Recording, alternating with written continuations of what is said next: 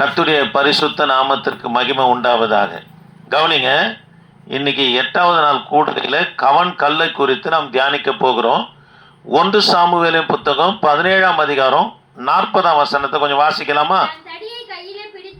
தன் தடியை கையில பிடித்து கொண்டு தெரிந்தெடுத்து சரி கவனிக்கலாம். இதை பார்ப்பதற்கு முன்பாக ஒரு சம்பவத்தை சொல்லும்படியா விரும்புகிறேன். 1 சாமுவேலின் புத்தகம் 17ஆம் அதிகாரத்தில் தாவீது முத யுத்த காலத்தில் நிற்கிறார். அதுவும் ராட்சித மனுஷனாய் காணப்படுகிற கோலியாத்திற்கு முன்பதாக நிற்கிறார். இதிலிருந்து 2 சாமுவேலின் புத்தகம் 21ஆம் அதிகாரம் வரைக்கும் தாவீது 40 யுத்தங்களை பண்ணுகிறார். ஒன்றிலையும் சோரம் போகாதபடி கர்த்தர் ஜெயத்தை கொடுத்தார். அல்லேலூயா. தேவ பிள்ளைகளை 1 சாமுவேல் 17ஆம் அதிகாரம் தான் முதல் யுத்தம். கடைசி யுத்தம் 40வது யுத்தம் 2 சாமுவேலின் புத்தகம் 21ஆம் அதிகாரத்தில் இதே பெலிஸ்தரோடு தான் தாவீது யுத்தம் பண்ணி வெற்றி பெறுகிறத நம்ம பார்க்கிறோம். சரி கவனிக்கலாம்.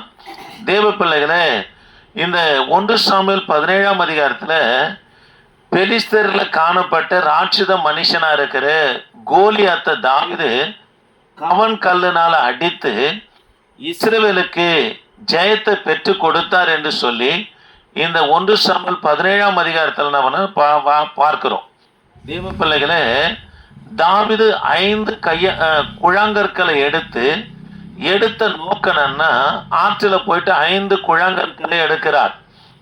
தேவ பிள்ளைகள், அதனுடைய நோக்கம் என்னன்னா ராட்சித மனுஷனாய் காணப்படுகிற கோலியாத்துக்கு 4 சகோதரர்கள் இருந்தார்கள் என்று 1 சாமுவேலின் புத்தகம் 21ஆம் அதிகாரத்தில் வாசிக்கிறோம். அப்போ கோலியாத்தை அடித்தா 4 சகோதரர்கள் வருவாங்க. ஆகவே 4 சகோதரர்களுக்கு 4 கல்லும் கோலியாத்துக்கு 1 கல்லும் 5 கற்களை தாவீது எடுக்கிறார். ஆனால் ஒரே கல்லில் கர்த்தருடைய வல்லமை புறப்பட்டு போகுது. கோலியாத்து சாய்ந்த உடனே பெலிஸ்தருடைய படையும் கோலியாத்துடைய சகோதரரும் ஓடி போகிறதுனா 1 சாமுவேல் 17ஆம் அதிகாரத்தில் வாசிக்கிறோம். அல்லேலூயா. தேவ பிள்ளைகளை, ஒரே கல்லில் கர்த்தர் அற்புதம் செய்தார். தாவீதுடைய துவக்க காலத்தில் கவன் கல்லை மேய்ப்பர்கள் பயன்படுத்தினாங்க. திரும்ப சொல்றேன், கவனிக்கலாம். நம்ம கவன் கல்லை குறித்து தியானித்து கொண்டு வருகிறோம். தாவீதுடைய துவக்க காலத்தில் மேய்ப்பர்கள் கவன் கல்லை பயன்படுத்தினாங்க. எதற்காக கவன் கல்லை பயன்படுத்தினாங்கன்னா, மேய்ப்பர்கள் மந்தைகளை ஓட்டி கொண்டு போவாங்க. மந்தையை பட்சிக்கும்படியா வருகிற ஓனாய், நரி, சிங்கம் இவைகளை விரட்டுவதற்காக, மந்தையை பாதுகாப்பதற்காக, துஷ்ட மிருகத்திலிருந்து மந்தை விடுவித்து கொள்ளும்படியா தாவீதுடைய துவக்க காலத்தில் மேய்ப்பர்கள் என்ன பண்ணுவாங்கன்னா கவன் கல்லை பயன்படுத்தினாங்க. ஆக தேவ பிள்ளைகளை, இஸ்ரவேலில் இருக்கிற மேய்ப்பர்கள் யாவருமே கவன் கல்லை வீசுவதில் நல்ல தேர்ச்சி பெற்றவர்களாக காணப்படுவாங்க. இதில் தாவீது விசேஷமானவராக காணப்பட்டார். ஆமே. இதில் தாவீதை குறித்து கூட நம்ம வாசிக்கிறோம். ஒரே ஒரு ஆட்டுக்காக சிங்கத்தினுடைய வாயில போயிட்டு என்ன பண்ணனா, சிங்கத்தோடு போராடி சிங்கத்தின் வாயிலிருந்து ஆடை மீட்டார் என்று சொல்லி பார்க்கிறோம். ஆக தேவ பிள்ளைகளை, கவன் கல்ல தாவீதுடைய துவக்க காலத்தில் யார் பயன்படுத்தினாங்க? மேய்ப்பர்கள் பயன்படுத்தினார்கள் என்று சொல்லி பார்க்கிறோம். இந்த கவன் கல்ல மிருகத்துடைய தோலிலையும் பிற்பாடு மிருகத்துடைய ஜவ்வை எடுத்து என்ன பண்ணுவாங்கன்னா, இதில் அந்த வாரையினால் செய்து கவன்கால் வைக்கிறது போல அந்த இடத்துக்கு அகலமான இடத்த ஒன்று ஏற்படுத்தி இதை வைத்து நம்ம சுற்றி குறிப்பாத்து அடிப்பாங்க. அது போயிட்டு தவறாமல் நம்ம போய் அவங்க மேலே படும், அந்த துஷ்ட மிருகம் மேலே படும். இந்த கவன்கல்லை எதில் வச்சு பயன்படுத்துவாங்க? மிருகங்களுடைய தோலுனாலையும் பாருங்க, மிருகங்களுடைய ஜவ்வுனாலையும் ஆனவை தான் இந்த கவன் கல்லானது. அல்லேலூயா. சரி, இஸ்ரவேலுடைய மேய்ப்பர்கள் அதை என்ன பண்ணுவாங்கன்னா, அடப்ப பையன் சொல்லி ஒன்று இடுப்பில் கட்டி வைத்திருப்பாங்க. அதில் கற்கள் எல்லாம் பொறுக்கி வைத்து எப்போ எடுத்து பயன்படுத்தணுமோ அந்த நாட்கள் என்ன பண்ண பயன்படுத்துவாங்க. பாருங்க, யூதர்கள் கவன் கல்லை தாக்குவதில் கவன் கல்லை கொண்டு எது வரைக்கும் அவங்க நடத்திட்டு வந்தாங்கன்னு சொல்லி சரித்திர குறிப்பு சொல்லப்பட்டு இருக்குன்னா, முதலாம் நூற்றாண்டு வரைக்கும் இந்த கவன்கல்லை வைத்து பயன்படுத்துகிற காரியத்தை கடைபிடித்தாங்க. சரித்திர ஆசிரியர் யோசபாஸ் என்கின்ற சரித்திர ஆசிரியர் ஒரு குறிப்பு கொடுக்கிறாரு. யூதருங்க ரோமர்களோடு சண்டையிடும் போது, புதிய ஏற்பாட்டின் நாட்களில் ரோமர்களோடு சண்டையிடும் போது கவன்கல்லை யூதர்கள் பயன்படுத்தினார்கள் என்று, ரோமர்களுக்கு விரோதமாக பயன்படுத்தினார்கள் என்று யோசபாஸ் என்கின்ற அதாவது சரித்திர ஆசிரியர் என்ன குறிப்பு கொடுக்கிறார். சரி, வேதாகமத்தில் கவன்கல்லை குறித்து எங்கெல்லாம் சொல்லப்பட்டு இருக்குன்னு சொல்லி ஒரு 4 குறிப்பு உங்களோடு சொல்லுகிறேன். தேவ பிள்ளைகளே, இன்றைக்கு கவன்கல்லை குறித்து நாம் தியானித்து கொண்டு வருகிறோம். ஆமென், அல்லேலூயா. சரி, பாருங்க, முதலாவது காரியம், முதலாவது 1 சாமுவேலின் புத்தகம், மன்னிக்கணும், 1 நாளாகமும் 12ஆம் அதிகாரம், 1 நாளாகமும் 12ஆம் அதிகாரம், நியாயாதிபதிகளின் புத்தகம் 20ஆம் அதிகாரம் 16ஆம் வசனத்தை வாசிக்கலாமா? நியாயாதிபதிகளின் புத்தகம் 20ஆம் அதிகாரம் 16ஆம் வசனத்தை கொஞ்சம் வேகமாக வாசிக்கலாமா? 20:16 தெரிந்து கொள்ளப்பட்ட இடது கை வாக்கான 700 பேர் இருந்தாங்க.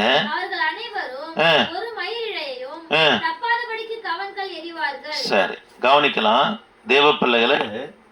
நியாயாதிபதி நாட்கள்ல பென்யமின் கோத்திரத்தில் இருக்கிற யுத்த புருஷருங்க, பராக்கிரமசாலிங்க 700 பேர் இருந்தாங்க. இவங்க என்ன கை உடையவங்களாம்? இடது கை பழக்கம் உடையவங்க. கவன்கல்லை எரிவதில் ஒரு மைல் இழக்கூட தப்பாம கவன்கல்லை எழுகிறவங்க யாரா இருந்தாங்கன்னா பென்யமின் கோத்திரத்தில் யுத்த புருஷர்கள் 700 பேர் இருந்தார்கள் என்று சொல்லி நியாயாதிபதிகளின் புத்தகம் 20ஆம் அதிகாரம் 16ஆம் வசனத்தில் இந்த இடத்துல வாசிக்கிறோம். இரண்டாவதாக 1 நாளாகமும் 12ஆம் அதிகாரம், 1 நாளாகமும் 12ஆம் அதிகாரம் 2ஆம் வசனத்தில் எங்கெல்லாம் கவன்கல்லை குறித்து சொல்லப்பட்டு இருக்குன்னு பார்க்கிறோம். பாருங்க, கவனிக்கலாம். நம்ம ஏற்கனவே அறிந்து வைத்திருந்தோம், தாவீது தான் குறி பார்த்து அடித்தார்னு.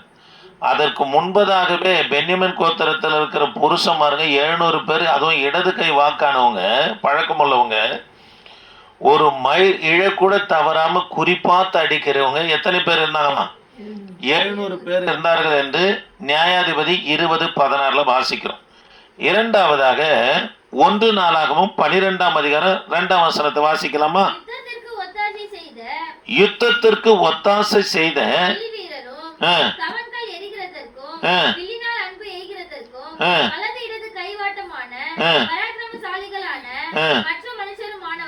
சரி, கவனிக்கலாம் தேவ பிள்ளைகளே. தாவீதுடைய படையில கூட அதை இடது கை கவன்கல் எழுவுறவங்க தாவீதுடைய படையில இருந்தார்கள் என்று 1 நாளாகவும் 12ஆம் அதிகாரம் 2ஆம் வசனத்தை வாசிக்கிறோம். அதுவும் அவங்க யாரை சேர்ந்தவங்க? பென்யமின் கோத்திரத்தை சேர்ந்தவங்க தான். தாவீதுடைய படையிலும் கவன்கல் எழுவர்கள் இருந்தார்கள் என்று சொல்லி இந்த இடத்துல பார்க்கிறோம். மூன்றாவதாக கவனிக்கலாம், இஸ்ரவேல் வீட்டாரை குறித்து கர்த்தர் பாருங்களேன் ஒரு தீர்க்க தரிசனம் சொல்றாரு பாருங்க. எரேமியா தீர்க்க தரிசன புஸ்தகம், எரேமியா தீர்க்க தரிசன புஸ்தகம் 10ஆம் அதிகாரம் 18ஆம் வசனத்தை வாசிக்கலாமா? 10ஆம் அதிகாரம் 18ஆம் வசனம்.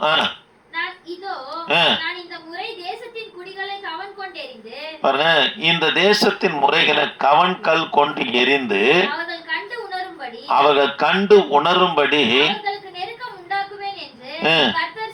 அல்லேலூயா. தேவ பிள்ளைகளே, எதற்காக இப்போ யூத ஜனங்களுக்கு விரோதமாகவே கர்த்தர் ஒரு தீர்க்க தரிசனம் எரேமியா மூலியமா கொடுக்கிறார். என்ன தீர்க்க தரிசனம் சொன்னா, கவன்கல்லை கொண்டு எரிந்து இவங்க தங்கள் பாவங்களை யூத ஜனங்க உணரும் அளவும் அவர்கள் நெருக்கம் உண்டாக்குவேன் என்று கர்த்தர் தீர்க்க தரிசனம் சொல்றார். யார் மூலியமாக? எரேமியா தீர்க்க தரிசி மூலியமாக சொல்றார். ஏன் இந்த தீர்க்க தரிசனத்தை சொல்றாருன்னா, கவன்கல்லை கொண்டு நான் இஸ்ரவேலுக்கு எரிந்து அவங்க தன் பாவத்தை உணரும் அளவும் அவங்களுக்கு நெருக்கத்தை உண்டாக்குவேன் என்று இங்கே ஆண்டவர் சொல்லுகிறதுக்கு காரணம் என்னவென்று சொன்னா, இதே எரேமியா தீர்க்க தரிசன புஸ்தகம் 10ஆம் அதிகாரம் 1லிருந்து 2 வரைக்கும் வாசிக்கலாமா? இஸ்ரவேல் வீட்டாரே, வசனத்தை கேளுங்க. புறஜாதிகளுடைய மார்க்கத்தை கற்றுக்கொள்ளாதிருங்கள். பாருங்க, யூதருக்குள்ள எது வந்துச்சுன்னு சொன்னா புறஜாதியுடைய மார்க்கம் வந்துச்சுங்க. புறஜாதியுடைய மார்க்கங்களில் ஒன்றும் கர்த்தருடைய பிள்ளைங்க கற்றுக்கொள்ளவே கூடாது. வானத்தின் அடையாளங்களாலே வானத்தின் அடையாளங்களினாலே புறஜாதிகள் கலங்குகிறார்களே என்று சொல்லி நீங்கள் அவைகளாலே கலங்காதிருங்கள். ஜனங்களின் வழிபாடுகள் வீணா இருக்கிறது, காட்டில் ஒரு மரத்தை வெட்டுகிறார்கள். சரி, பாருங்க, புறஜாதியுடைய வழிபாடு மார்க்கம் எல்லாம் வீணான ஒன்று. காரணம் என்னன்னா, காட்டு மரங்களை வெட்டி அவைகளினால ஒரு சொற்பங்களை செய்து வணங்குறாங்க. அந்த மரங்களை கொண்டு இறைச்சியை சமைத்து சாப்பிட்றாங்க. அந்த மரங்களினால அனல் உண்டாக்கி குளிர் காயிறாங்க. அது வீணான ஆராதனையாக இருக்குது. ஆகவே நீங்கள் எதை கற்றுக்கொள்ளக்கூடாது? புறஜாதியுடைய மார்க்கத்தை யூதர் என்ன பண்ண கற்றுக்கொண்டாங்க. நான் சென்னையில் இருக்கும்போது ஒரு கிறிஸ்துவ குடும்பத்துக்கு வாகனத்தை ஓட்டிக்கின்னு இருந்தேன். அப்போது எனக்கு நான் என்ன பண்ணுவேன்னா, சும்மா இருக்கும்போது வேதத்தை படிக்கிறது மாத்திரம் இல்லை, டைரியில் என்ன பண்ணுவேன்னா, இயேசுவின் ரத்தம் இயேசுவின் ரத்தம் இயேசுவின் ரத்தம் சொல்லி ஒரு டைரி ஃபுல்லாக எழுதுவேன்.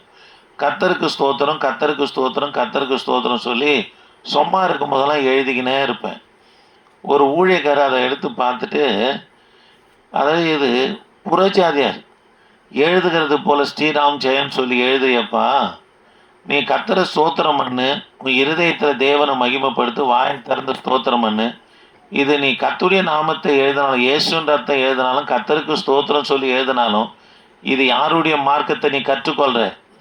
புறஜாதி மார்க்கத்தை கற்றுக்கொள்கிறன்னாரு. அன்னோடு விட்டுட்டேங்க. தேவ பிள்ளைகளை, புறஜாதியுடைய மார்க்கம் ஒன்றையும் நம்ம கற்றுக்கொள்ளவே கூடாது.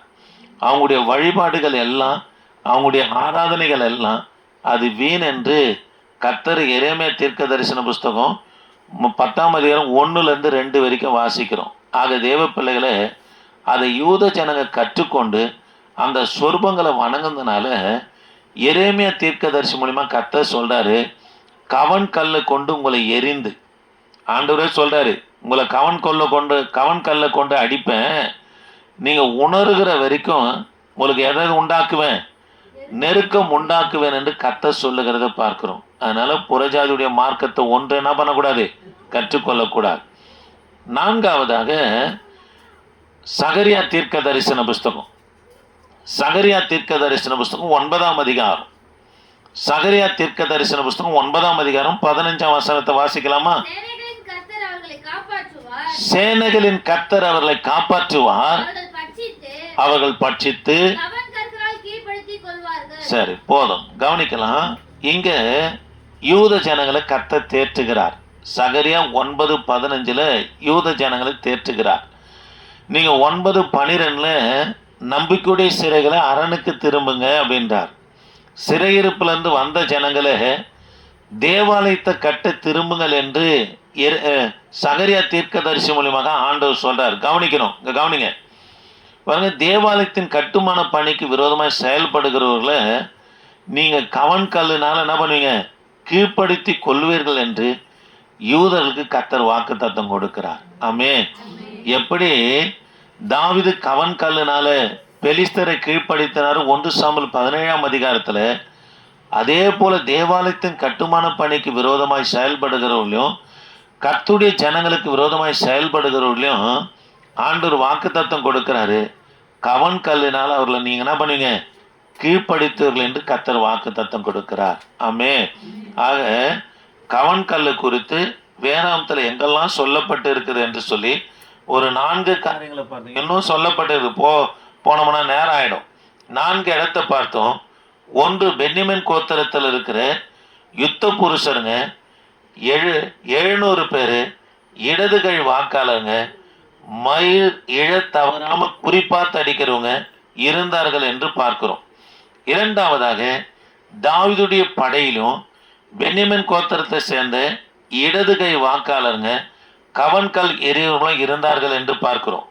3ஆவதாக இஸ்ரவேலுக்குள்ள யூதருக்குள்ள புறஜாதியுடைய மார்க்கத்தை கற்றுக்கொண்டதுனால ஆண்டவர் சொல்றாரு, கவன் கல்லை கொண்டு உங்களை எரிவன் என்று சொல்லுகிறார். எப்போ? உணர்கிற வரைக்கும் நெருக்கத்தை உண்டாக்குவேன் என்று சொல்றார்.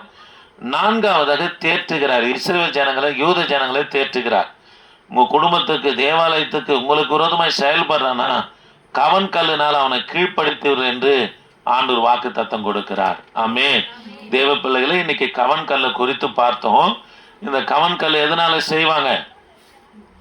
அது மிருகங்களுடைய தோலினாலையும் அதனுடைய ஜவ்வு வாரினாலும் செய்து அந்த கவன் கல் வைக்கிறதுக்காக அந்த இடம் மாத்திரம் கொஞ்சம் கல் வைக்கிறதுக்கு அகலமாக செய்து வைத்துக்குன்னு பாருங்கள். மேய்ப்பனுக்கு ஒரு அடப்பைன்னு ஒன்று இடுப்பில் கட்டி வச்சுருப்பாங்க. அதில் ஆற்றில் இருக்கிற குழங்கள்லாம் பொறுக்கி வச்சுன்னு ஆடு மாடுகளை பாதுகாக்கும்படியா, தன் மந்தையை பாதுகாக்கும்படியா மேய்ப்பர்கள்லாம் கவன் கல் எரிகிறதுல தேர்ச்சி பட்டவர்களாக இருந்தாங்க. அதை தான் கொண்டு போயிட்டு தாவீது யாரை வீழ்த்துறாரு? கோலியாத்தை வீழ்த்துகிறது பார்க்கிறோம். அல்லேலூயா. சரி, கீழ்ப்படுத்தி என்ற தலைப்பில் ஒரு 2 காரியத்தை இல்லை அல்லது 3 காரியத்தை நம்ம பார்க்க போகிறோம். கீழ்ப்படுத்தி போட்டுக்கலாமா? தலை போட்டுக்கலாமா?